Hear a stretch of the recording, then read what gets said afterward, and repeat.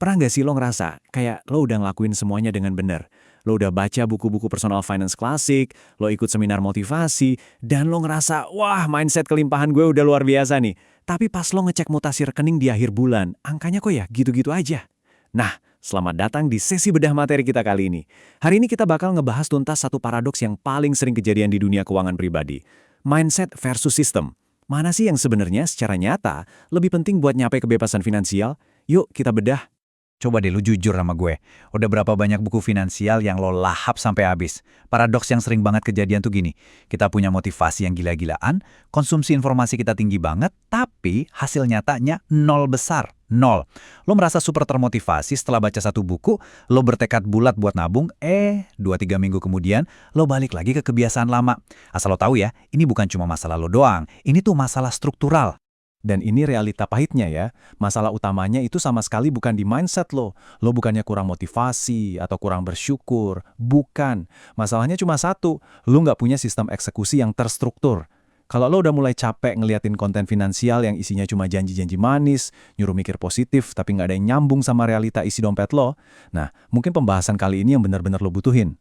Jadi subscribe dulu channel ini dan pastiin lo perhatiin sampai habis, karena kita bakal bongkar habis-habisan. Selama ini tuh, industri self-help finansial global kayak ngejual satu ilusi yang menurut gue bahaya banget. Mereka bilang, ubah mindset lo, maka kekayaan bakal datang dengan sendirinya. Buat gue ini toxic positivity dalam keuangan. Mereka mikir kalau lo mau benerin hubungan psikologis lo sama uang, ya otomatis kebiasaan ngatur duit lo bakal ikut benar. Padahal, riset ekonomi perilaku modern bilang sebaliknya. Terlalu menyederhanakan masalah duit cuma sebatas urusan mindset, itu sama aja mengabaikan fakta kalau kita tuh butuh infrastruktur buat ngejalanin keputusan tersebut. Kalau lo butuh bukti nyata, coba lihat data dari TIAA Institute ini. Rata-rata anak muda, para Gen Z, itu cuma bisa ngejawab dengan benar 38% pertanyaan literasi finansial dasar. Bayangin, 38%. Angka ini kan rendah banget ya. Nah, ini ngebuktiin satu hal yang super krusial. Ngonsumsi konten motivasi atau baca literatur di internet itu sama sekali nggak sama dengan kemampuan eksekusi di dunia nyata. Lo bisa aja tahu semua teorinya di luar kepala, tapi pas dihadapin sama godaan cekot keranjang belanja online, boom, teori itu nguap gitu aja. Terus ada riset makroekonomi dari Lusardi dan Mitchell di tahun 2014 yang ngasih gambaran brilian banget soal dampaknya. Riset ini ngebuktiin kalau orang yang benar-benar ngebangun sistem perencanaan atau planners, mereka berhasil ngumpulin kekayaan bersih lebih dari 2 kali lipat dibanding mereka yang nggak punya sistem. 2 kali lipat loh bedanya. Datanya nunjukin dengan jelas kalau orang yang literasi finansialnya tinggi sekalipun, ya bisa tetap miskin kalau mereka nggak punya sistem buat mengeksekusi pengetahuannya. Jadi sekedar tahu itu jelas nggak cukup buat bikin lo kaya. Tapi tunggu dulu. Gue di sini nggak bilang kalau mindset itu sampah ya. Nggak, sama sekali nggak. Coba deh, kita tengok buku klasik The Richest Man in Babylon, karyanya George S. Clason. Buku parabil kuno ini ngajarin fondasi yang luar biasa penting. Salah satunya prinsip dari Arkat, sisihkan minimal 10% dari pendapatan lo buat diri lo sendiri sebelum lo bayar tagihan yang lain. Prinsip pay yourself first ini adalah bentuk mindset kelimpahan sejati. Mindset itu ibarat percikan api pertama yang bikin lo sadar dan akhirnya mau berubah. Dia yang ngasih lo kompas arahnya kemana. Tapi, nah ini tapinya. Disinilah titik kritis di mana mindset itu berhenti bekerja dan gagal total. Ada yang namanya decision fatigue atau gampangnya kelelahan ngambil keputusan. Lo harus sadar kalau kekuatan tekad dan motivasi harian lo itu terbatas banget, bro. Kalau tiap gajian lo harus ngandelin kekuatan tekad semata buat mentransfer sisa uang ke rekening investasi, suatu saat tekad itu pasti bakal hancur ditabrak sama emosi jangka pendek lo. Lo capek kerja, lo stres, terus tiba-tiba lo mikir, gue pantes kok dapat self-reward hari ini. Dan gagal deh nabungnya. Di titik inilah motivasi nggak akan pernah bisa ganti instruktur. Terus pertanyaannya, apa yang mindset nggak bisa selesaikan sendiri? Jawabannya ada di konsep ngebangun mesin. Sini gue kasih tahu rahasianya ya. Kita pinjem kerangka mikir bisnis dari buku The E-Myth Revisited karya Michael Gerber. Gerber bilang gini, kalau bisnis lo bergantung banget sama kehadiran lo sebenarnya nggak punya bisnis, lo cuma punya kerjaan. Nah, coba lo terapin konsep brilian ini langsung ke personal finance lo. Kalau arus kas lo cuma bisa jalan dengan benar pas lo lagi mood ngatur duit, ya lo sebenarnya lagi diperbudak sama rutinitas keuangan lo sendiri. Lo butuh mesin. Masalahnya, kebanyakan orang itu terjebak jadi yang namanya teknisi finansial. Maksudnya gimana tuh? Ya, mereka ini jago banget cari duit, tapi ngatur duitnya super manual. Kerjanya tiap bulan masukin duit, mindahin duit sana-sini, ngecek tagihan, bayar satu-satu. Mereka bekerja di dalam sistem keuangan mereka sendiri. Padahal, rahasianya adalah lo harus naik level. Lo harus jadi wirausahawan finansial. Artinya, lo bekerja pada sistem keuangan lo, mendesain arsitektur otomatis yang tetap ngumpulin dan ngembangin duit lo, bahkan pas lo lagi tidur pules atau lagi sama sekali damut ngurusin duit. Buat gampangnya, coba perhatiin analogi franchise McDonald's ini deh. Kenapa rasa McD bisa konsisten di seluruh dunia? Apa mereka nyewa koki jenius bintang 5 di tiap gerainya? Ya enggak lah. Mereka nyewa remaja atau orang biasa pada umumnya. Yang luar biasa di sini bukan orangnya, tapi sistemnya. Sistem presisi yang didesain khusus buat ngurangin human error. Nah, keuangan pribadi lo juga harusnya didesain kayak gini. Gak butuh lo yang lagi jenius mikir tiap hari atau nunggu mood super disiplin, tapi butuh sistem yang jalan otomatis, no matter what. Terus gimana sih bentuk konkret dari sistem otomatis ini? Salah satu yang paling gampang, lo bisa pakai pendekatan conscious spending plan.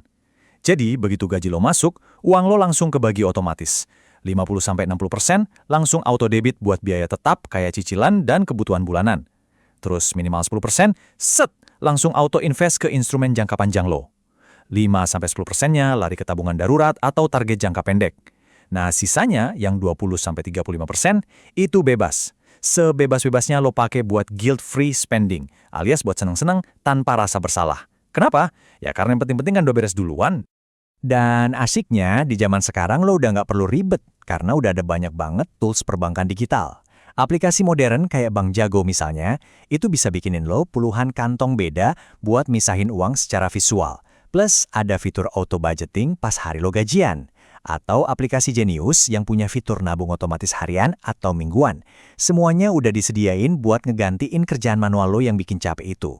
Ngomong-ngomong, kalau bahasan ini mulai kerasa masuk akal buat lo, pencet tombol like dulu dong. Ini sinyal penting banget buat kita supaya terus semangat bikin konten daging kayak gini. Oke, sekarang kita bedah pertanyaan pamungkasnya nih. Jadi, mana dong yang harus diduluin? Mindset dulu atau sistem dulu? Kalau dipikir-pikir, ini tuh sebenarnya bukan pertanyaan milih yang mana, tapi lebih ke soal urutan eksekusi. Gini logikanya. Mindset itu yang bertugas ngebuka pintu dan nentuin arah tujuan lo. Tapi sistemlah yang bakal jadi mesin penggeraknya. Lo bayangin aja, tanpa mindset, sistem lo itu bakal kehilangan arah, nggak tahu mau ngapain. Tapi tanpa sistem, mindset kelimpahan lo yang luar biasa itu, ya mentok cuma jadi angan-angan kosong aja. Biar lo ada gambaran yang lebih jelas, coba kita bandingin dua orang ini. Si A dan si B punya penghasilan bulanan yang persis sama, dan mindset kelimpahan mereka juga sama-sama kuat, tapi pendekatan mereka beda jauh. Si A ini tipe yang ngandelin niat. Tiap akhir bulan, kalau ada sisa duit, baru dia transfer manual buat nabung. Bikin stres dan nguras energi banget. Sebaliknya, si B dengan santainya udah bikin sistem auto debit buat investasi tiap hari gajian. 10 tahun kemudian, gimana hasilnya? Kekayaan si B meledak tanpa dia sadari berkat compounding interest. Sementara si A, dia kalah telak sama lifestyle creep. Uangnya nguap aja entah kemana, cuma gara-gara ngandelin wear power yang ternyata terbatas banget. Jadi pertanyaannya, di titik mana lo berada sekarang? Ini titik kritis lo nih. Lo butuh ngebenerin mindset dulu, denger ya, kalau lo punya trauma finansial dari masa lalu, atau lo punya ketakutan irasional buat mulai investasi pada lo punya duitnya, atau lo punya hobi belanja kompulsif sebagai pelarian emosi, nah itu benerin dulu mindsetnya. Tapi, lo harus langsung terjun ngebangun sistem sekarang juga. Kalau lo sebenarnya udah tahu tujuan lo, tiap bulan lo punya sisa uang, tapi lo selalu nanya dalam hati, duit gue abis kemana ya bulan ini? Kalau lo ada di tahap ini, stop baca buku motivasi, langsung buka aplikasi bank lo dan setting auto debit sekarang. Ini semua ngebawa kita ke manifesto dan filosofi utama dari channel ini. Dengerin baik-baik ya. Kita nggak percaya sama sekali kalau kebebasan finansial itu bisa dicapai murni cuma modal mikir positif atau nempelin quotes motivasi di dinding kamar. Nggak bakal bisa. Tapi di sisi lain, kita juga sangat sadar kalau spreadsheet seketat dan secanggih apapun, tanpa adanya filosofi hidup yang jelas buat memandu lo, itu bakal hancur lebur dihajar sama godaan gaya hidup sehari-hari. Makanya, kalau lo mutusin buat tetap ngikutin bahasan-bahasan kita ke depannya, ini yang pasti bakal lo dapet. Kita bakal selalu ngasih kombinasi yang seimbang. Paradigma mindset yang bisa ngebuka kesadaran lo, tapi bakal langsung kita kawinin sama langkah-langkah konkret buat ngebangun sistem arsitekturnya. Nggak akan ada toxic positivity di sini. Fokus kita 100% pada eksekusi, bukan cuma inspirasi kosmetik yang bikin lo ngerasa seneng 5 menit abis itu lupa. So, poin paling krusial yang harus lo bawa pulang dan tolong lo ingat baik-baik setelah sesi kita ini kelar adalah ini. Inspirasi tanpa eksekusi itu pada ujungnya cuma hiburan belaka. Beneran deh, lo cuma nonton konten edukasi tuh layaknya lo nonton film action. Seru, memompe adrenalin, tapi begitu videonya selesai, hidup lo nggak berubah 1 mm pun.